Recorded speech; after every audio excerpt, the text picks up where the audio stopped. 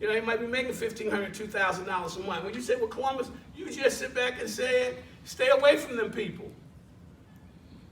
You say, well, that's hypocritical. Well, Art Williams told us it was going to be hypocritical. You know what he told us, Wallace? Here's what he said. He said, I know I said this two days ago, but now I'm coming back saying, but he said, that's leadership. So if I got somebody that's making that kind of money and they're skilled, right? And they're skilled, why won't I put them on an accelerated program and get them to regional leader?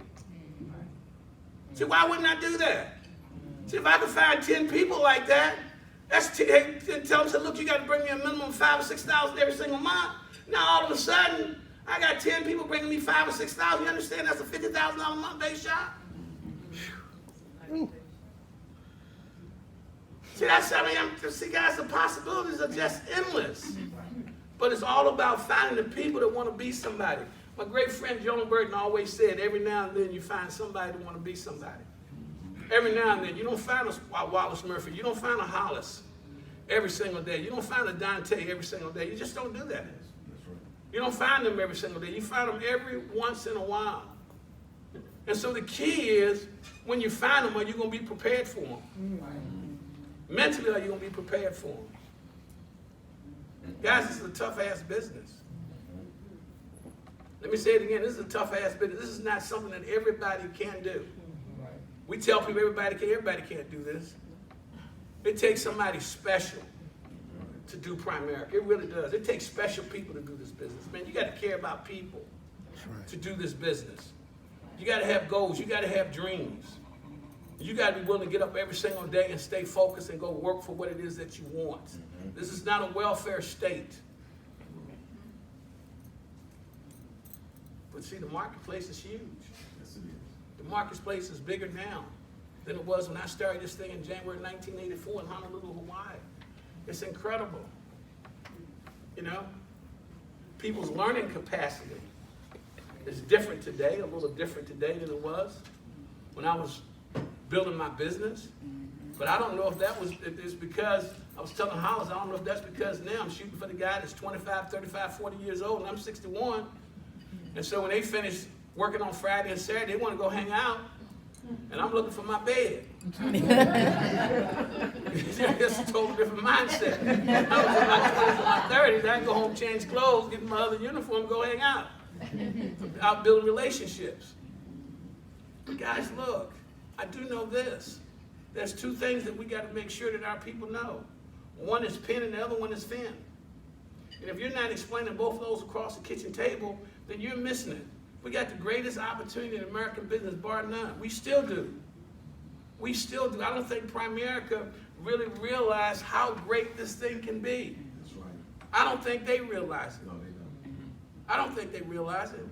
But guys, I'm telling you, man, you got to get people securities license. And you got to get them securities license quickly. You know, one of the knocks in the African American community is that, and somebody said this to Dante. Somebody said this to Dante. Said, man, why don't y'all wait until your people die to make them heroes? That was a Caucasian guy that said that to you, wasn't Dante? Yeah. Yes, sir. He said, y'all will put $500,000, $700,000 of life insurance on the guy, but won't put him in a $100 a month mutual fund. So he becomes a hero to his family when he dies.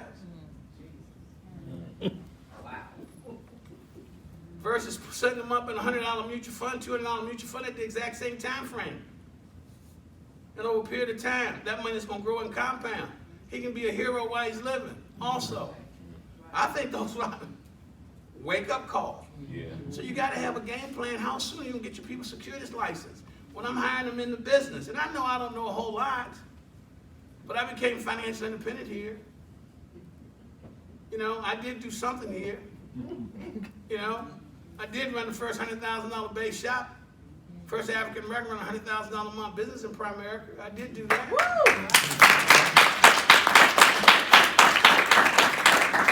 I did at one time had the largest individual trade ever done in the history of Primerica, $8.2 million. I had that record also. So I know a little bit about something. I did start a mentorship program in the AALC that the company still uses today. I did do that. So I do know a little bit about something.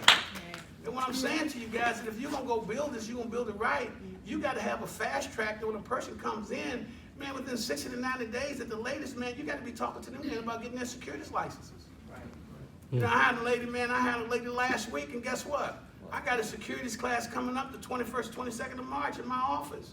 And guess what? I'm talking to her about getting into that class. Can you get to the insurance class? She's in the insurance class this week, and I want in the SIE class the 21st and the 22nd. Why? She's young. She's energetic, right? See, I want her to understand, man, when you go across the kitchen table, don't be handicapped, man. You handicap yourself when you don't have a securities license. You're handicapped. And then when you started dealing with end of terms, and you're looking at that and people don't have any money, and they're sitting back talking about, you know, well, wait a minute now, I didn't know this. Oh, yes, you did. But they forgot. Just like, you know, you say, I met you 3 years ago, and I don't remember you. Well, it was 20 years ago you gave me that back-term investor presentation, right? So they don't remember. Right? I wish I had kept my cash value life insurance policy. No, you don't. See, guys, so the thing that you got to understand is that you got to have a goal. And your first goal needs to be, you want to be financially independent. What does it look like to you? You're going to be financially independent when you have enough money in investments that's coming in. You can invest that money. You have enough money coming on a monthly basis that's more than your expenses. Then you're financially independent. Or you go build a business where you have more money coming in from your business than you have with your expenses. Then you're financially independent. You have an opportunity to go do both here. What are you going to do?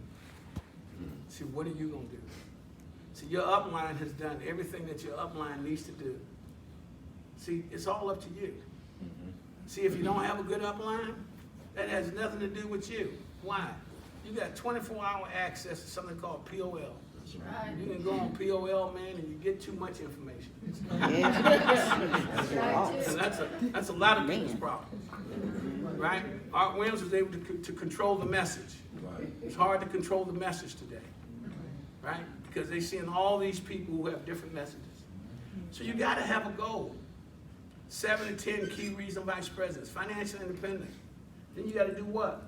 You got to put a plan in place. What's your plan? How you going to do it? Who's going to take care of the household? Who's going to go across the kitchen table if you're a single parent, right? Who's going to handle your kids for you if you got kids? Who's going to make sure the homework's done while you're running the streets? So it doesn't have to be forever. But for a 3 or 4 year period of time, man, you need somebody to do what? To manage your household for you, right? Till you can get your business off the ground. Because you can't be across the kitchen table, right? And then worrying about how your kids going to get the homework done and things of that nature. So you got to have a business partner. And so your business partner, if you're not married, can be your parents. One of your parents. If it's not your parents, maybe one of your older kids. If you don't have older kids, maybe it's a sister. But you got to find somebody or hire somebody to come in. That's right. To do that for you while you go build this thing. See, I don't know why anybody would play with this. You know, I came into this thing, man, January 1984. Basketball player in the military. And Allison and I, we had goals, we had dreams. We wanted to be somebody. She took me to an Amway meeting. You know? She took me to an Amway meeting in Hawaii. There was probably 1,000 people there. And I had already seen A.L. Williams in 1981. I had put my IBA in. It cost $25 at that time. I put my IBA in. But I wasn't ready for it. I was still trying to play basketball, still trying to pursue other goals and other dreams and things of that nature. When she took me to the Amway meeting, I was like, you understand this stuff? She said, yeah. I said, what are you going to do with it? And she's talking about possibly opening up an office in Hawaii. I was like, wow. Well, you really going to be impressed when I tell you what I seen. And guys, here it was 3 years later. 3 years later. 1984 is when I got licensed. Right? And I saw it in 1981. But I wasn't ready. And Charles Whitener, we lived in the same building. He was on the 26th floor, I was on the 27th floor. I was his second client in the business. And then when I decided to come do it, I happened to pass him on the freeway in Hawaii. And I stopped him. I said, man, that looks like that guy that talked to me about the insurance program. I stopped him, was him. I was on my way home, and it's like 2 years later.